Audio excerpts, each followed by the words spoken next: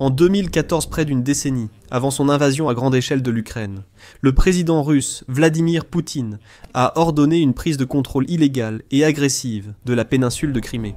Depuis, les experts débattent des raisons réelles de cette décision. Certains pensent que c'était une simple démonstration de force. Certains estiment que c'était le début de la volonté de Poutine de reprendre des territoires qu'il jugeait siens, ou simplement une diversion pour rallier le peuple russe et détourner l'attention de la corruption, des problèmes économiques et autres difficultés. La véritable raison de l'occupation de la Crimée par la Russie aurait enfin été révélée. Grâce au président ukrainien Volodymyr Zelensky, qui pense avoir compris précisément ce que Poutine préparait dès le début.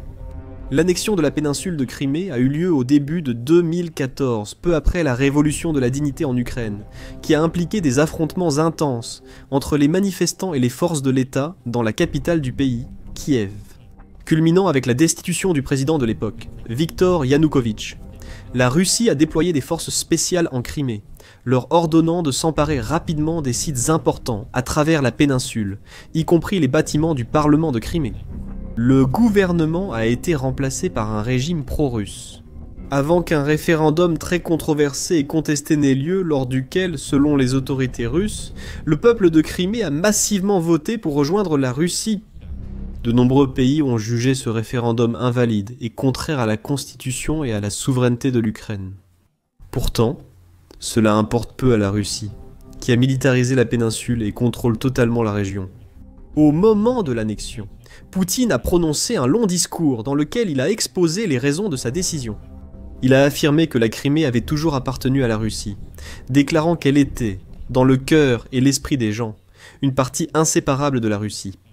Cette conviction, fondée sur la vérité et la justice, s'est transmise de génération en génération malgré les circonstances. Et ce, malgré tous les bouleversements dramatiques que notre pays a traversés tout au long du XXe siècle.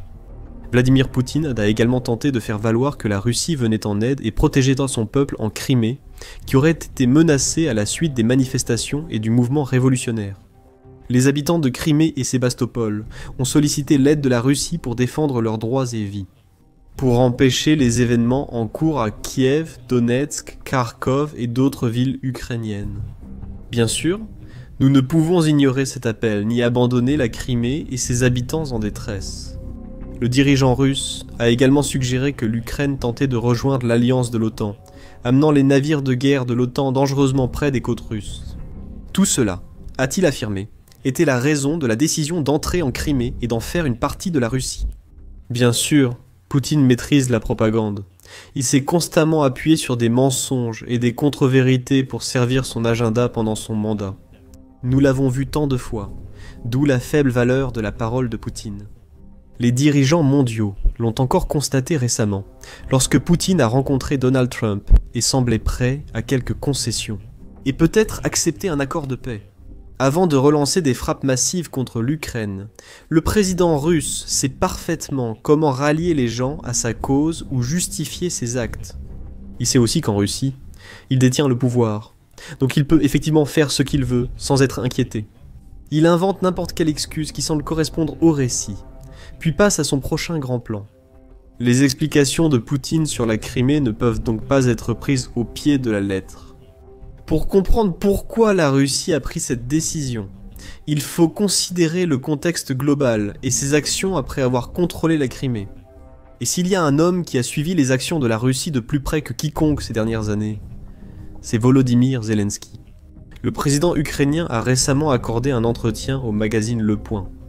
Lors de l'entretien, on lui a demandé s'il voyait une issue à la guerre. L'Ukraine devrait éventuellement accepter de céder des territoires, comme la Crimée, pour parvenir à un état de paix. Ce sujet a souvent été abordé lors des discussions sur les cessez-le-feu ou accords de paix. Le président américain Donald Trump, par exemple, a récemment exhorté Zelensky à faire des concessions, en publiant sur Truth Social. Le président Zelensky peut mettre fin à la guerre avec la Russie presque immédiatement, ou choisir de continuer à se battre. Trump a poursuivi en disant que Zelensky devrait accepter de laisser la Russie garder la Crimée, et d'abandonner toute intention de rejoindre un jour l'alliance de l'OTAN à l'avenir. Des discussions ont aussi eu lieu sur des échanges de terres entre Kiev et Moscou pour mettre fin à la guerre. Zelensky a néanmoins refusé de céder une partie du territoire ukrainien à la Russie. Il a récemment écrit sur les réseaux sociaux que la Russie ne devrait pas être récompensée pour sa participation à cette guerre, et que c'est Moscou qui doit entendre le mot « stop ». Interrogé par Le Point sur une éventuelle cession de la Crimée, Donetsk ou Louhansk, Zelensky a répondu sans équivoque. Ces personnes, avec tout le respect que je leur dois, ne comprennent pas pleinement ce que la Russie veut ou de quoi elle est capable. Ils ignorent aussi que notre lutte ne concerne pas uniquement un territoire. Porter atteinte à l'intégrité territoriale d'un pays est une violation grave du droit international. Cela revient à donner à l'agresseur la possibilité de faire tout ce qu'il veut. C'est une violation de toutes les conditions nécessaires à une vie normale. À ceux en Europe qui réduisent la situation à une question territoriale, je dis, regardez ces territoires. Ce ne sont pas seulement des terres, ce sont des foyers. Ce sont aussi les tombes de vos parents, de vos grands-parents, de vos arrière-grands-parents. Il y a aussi des écoles et des enfants. La terre figure dans les livres d'histoire ukrainiens, des films y ont été tournés, des poèmes écrits. Les Russes sont venus pour essayer d'effacer notre identité, de réécrire l'histoire. Nous nous battons pour préserver notre identité. Notre combat n'est pas seulement pour le territoire, c'est pour l'Ukraine, qui est composée de morceaux d'histoire et de personnes. L'intervieweur français a demandé à Volodymyr Zelensky comment convaincre le reste de l'Europe, même les pays éloignés de l'Ukraine, de se sentir concernés par la guerre et du risque si Vladimir Poutine réussissait. Zelensky a alors révélé la vraie raison pour laquelle il pense que la Russie a occupé la Crimée. C'est très simple. Certains médias affirment que si les soldats ukrainiens quittaient les régions orientales de notre pays, on dit que la paix serait rétablie. C'est faux.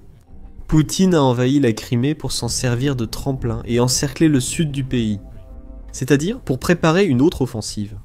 Il a envahi une partie de l'est de notre pays, en 2014, pour l'utiliser comme tremplin, afin d'occuper complètement ces régions. Si demain nous quittions le Donbass, ce qui n'arrivera pas, nous laisserions à Poutine un espace non protégé près de Kharkiv, une ville d'1,5 million d'habitants. Il s'emparerait également du centre industriel de Dnipro. Cela lui ouvrirait des opportunités. Il existe de nombreuses preuves à l'appui de la théorie de Zelensky, car la Russie a très rapidement militarisé la Crimée après l'annexion de 2014 en y installant des bases et en y déplaçant des moyens militaires. Le 43e régiment d'aviation d'assaut naval indépendant russe a pris le contrôle de la base aérienne de Sarki, sur la côte ouest de la Crimée. Par exemple, en exploitant une flotte de bombardiers Sukhoi Su-24M et de chasseurs Su-30SM. Une fois l'invasion à grande échelle commencée en 2022, la Russie a rapidement commencé à utiliser ses ressources et ses bases à travers la péninsule de Crimée. Au fil de la guerre, la région est devenue un centre stratégique et logistique clé pour les opérations militaires contre l'Ukraine, aidant la Russie à infliger d'énormes dégâts, à tuer des soldats comme des civils et à renforcer sa position le long des lignes de front. Des aérodromes comme Sarki et Belbek, par exemple, ont été utilisés comme base de lancement pour que les avions russes larguent des bombes et tirent des missiles sur les villes, villages et positions de front ukrainiens. Des dronoïdes ont aussi été lancés de Crimée vers le sud et le centre de l'Ukraine. Et le Kremlin a même transformé un aéroport civil en base de guerre pour drones, installant des entrepôts et des tentes de camouflage. Apparemment, pour cacher des drones en vue d'attaques futures contre l'Ukraine. La Russie a aussi utilisé la protection de la Crimée pour déployer sa flotte de la mer Noire depuis Sébastopol, en lançant des missiles Kaliber sur l'Ukraine et en imposant des blocus navals près d'Odessa. La Crimée s'est également révélée être un centre de transport précieux pour la Russie, qui s'est fortement appuyé sur son pont du détroit de Kertch, reliant la Crimée au continent russe et permettant un transport rapide et fluide des approvisionnements entre les deux régions. Les forces du Kremlin ont également déployé certains de leurs équipements militaires les plus modernes, coûteux et importants sur la péninsule de Crimée, comme les systèmes de défense aérienne S-500 et de puissantes technologies radar. Cela montre à quel point cette région est précieuse aux yeux des commandants russes. Il est certain que sans le contrôle de la Crimée, la Russie aurait rencontré bien plus de difficultés dans cette guerre. Elle aurait eu du mal à imposer sa domination sur les eaux de la mer Noire et de la mer d'Azov, par exemple.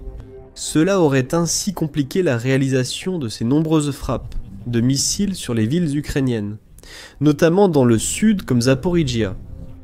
sans pouvoir acheminer des ressources par le pont du détroit de Kertch, ni amasser de troupes en Crimée, la Russie n'aurait pu lancer une grande offensive contre l'Ukraine depuis le sud, dans des régions comme Kherson et Zaporizhia. Elle aurait donc dû attaquer principalement depuis l'est, en traversant la frontière vers Louhansk et Donetsk. Cependant, grâce à l'avantage tactique offert par la Crimée, la Russie contrôle désormais environ les 3/4 de Kherson et de Zaporizhia, ainsi que la grande majorité des régions de Louhansk et de Donetsk, pour un total d'environ 20% du territoire ukrainien. Impossible de savoir avec certitude si tout cela relevait d'un plan à long terme de Poutine, mais ce n'est clairement pas impossible.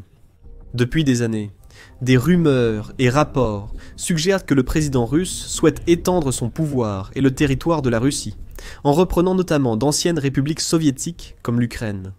Mais envahir et prendre le contrôle de grandes parties d'autres nations est une tâche immense qui exige une planification et une exécution des plus prudentes pour réussir.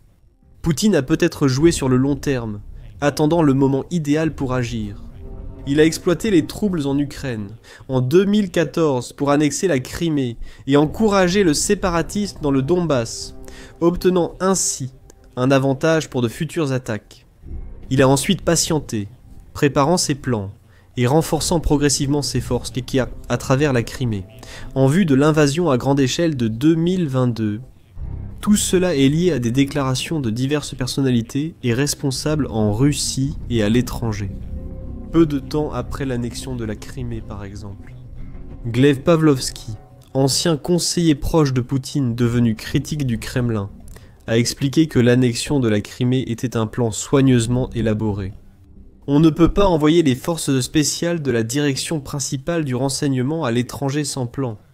La réussite de l'opération montre que le plan, préparé de longue date, était conservé à l'état-major général depuis des années. Un autre opposant au Kremlin, Gennady Gudkov, a approuvé et suggéré que Poutine visait plus que la Crimée. Poutine veut entrer dans l'histoire comme celui qui a ramené les territoires perdus de la Russie. Il a cette idée depuis longtemps. De plus, au moment de l'annexion, Poutine lui-même a évoqué l'idée de prendre d'autres territoires dans l'est de l'Ukraine. En évoquant Donetsk et Louhansk, qu'il qualifiait de Nouvelle Russie, il affirmait « c'est la Nouvelle Russie ». Kharkiv, Louhansk, Donetsk et Odessa n'appartenaient pas à l'Ukraine sous l'empire tsariste. Elles ont été rattachées en 1920. Pourquoi ? Dieu seul le sait. Ensuite, pour diverses raisons, ces régions ont disparu et les gens sont restés là-bas. Nous devons les encourager à trouver une solution. De plus, le journal indépendant russe Novaya Gazeta aurait obtenu une note confidentielle provenant du Kremlin, suggérant que la direction russe prévoyait d'annexer la Crimée et d'aller plus loin, en prenant le contrôle d'autres régions de l'Ukraine. Quelques semaines seulement, avant l'annexion de mars 2014, toutes ces preuves dressent un tableau très clair, dans lequel le Kremlin complotait non seulement pour occuper la Crimée, mais aussi pour envahir l'Est et le sud de l'Ukraine.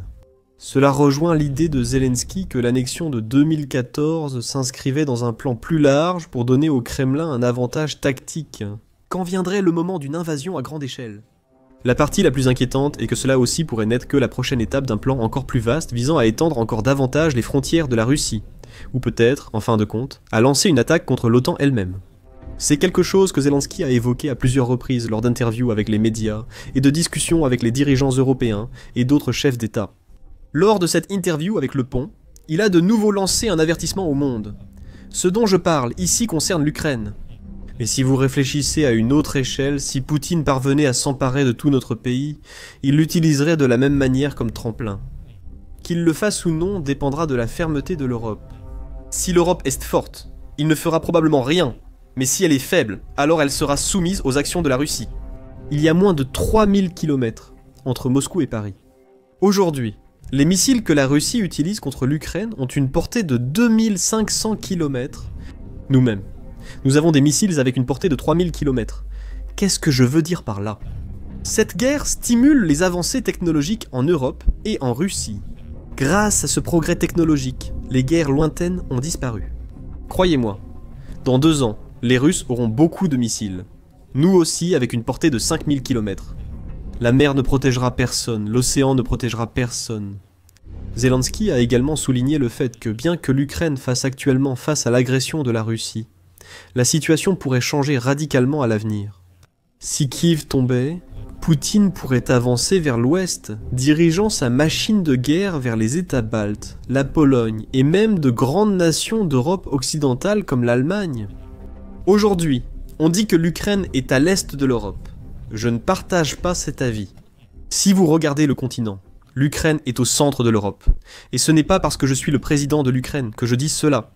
Il y a aussi un autre aspect, plus conceptuel. Face aux ambitions actuelles de la Russie, le destin de l'Ukraine fixera la frontière orientale. Si l'Ukraine ne tient pas, cette frontière sera celle de la Pologne ou même de l'Allemagne. Il est donc compréhensible que l'Ukraine continue d'appeler ses alliés du monde occidental à poursuivre leur soutien et à continuer de sanctionner la Russie de la manière la plus efficace possible. Avec des sanctions strictes qui affaiblissent l'économie russe et rendent délai plus difficile pour Poutine de poursuivre sa campagne impitoyable et téméraire. Le ministre ukrainien des Affaires étrangères, Andrei Sybiha, a récemment réitéré cette demande.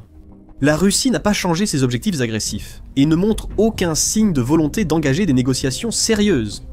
Il est temps de frapper la machine de guerre russe avec de nouvelles sanctions sévères et de ramener Moscou à la raison.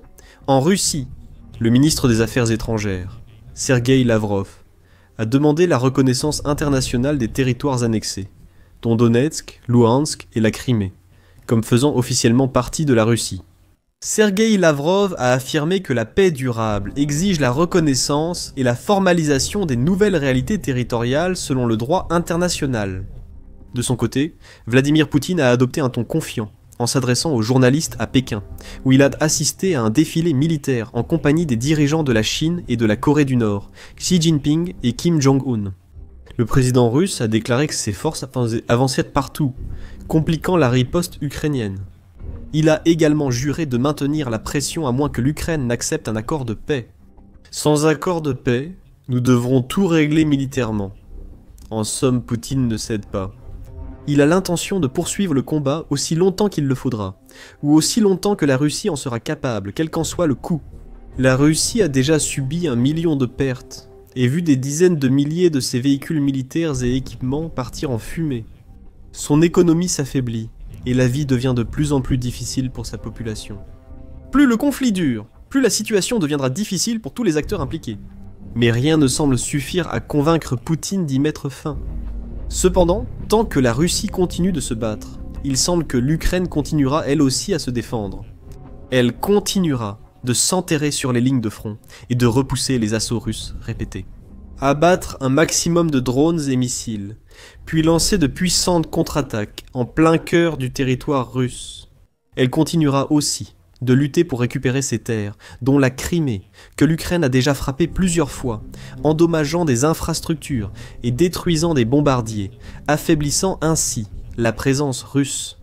Il est également probable que Zelensky maintiendra sa position selon laquelle l'Ukraine n'est pas disposée à simplement céder une quelconque partie de ses territoires à la Russie. Cela pourrait rendre un accord de paix bien plus difficile, voire impossible dans le contexte actuel. Cela pourrait plonger la guerre dans une impasse encore plus profonde, aucune des deux parties n'étant susceptible d'en sortir victorieuse et toutes deux incapables de parvenir à un accord. En d'autres termes, une fin à ce conflit sanglant semble de plus en plus lointaine, à moins qu'un changement soudain ne survienne. C'est pourquoi certains Ukrainiens ont appelé les dirigeants européens à intensifier leurs sanctions et à forcer la Russie à se soumettre. Vous pouvez en apprendre davantage à ce sujet dans notre vidéo récente. Sinon, pour un aperçu de l'agitation qui se déroule en coulisses au Kremlin, regardez notre analyse détaillée de la purge en cours et du conflit émergent entre les services militaires et de renseignement russes. Et enfin, assurez-vous de vous abonner également à notre chaîne de confiance, afin d'être parmi les premiers à découvrir les dernières actualités majeures et les développements importants de la guerre entre la Russie et l'Ukraine.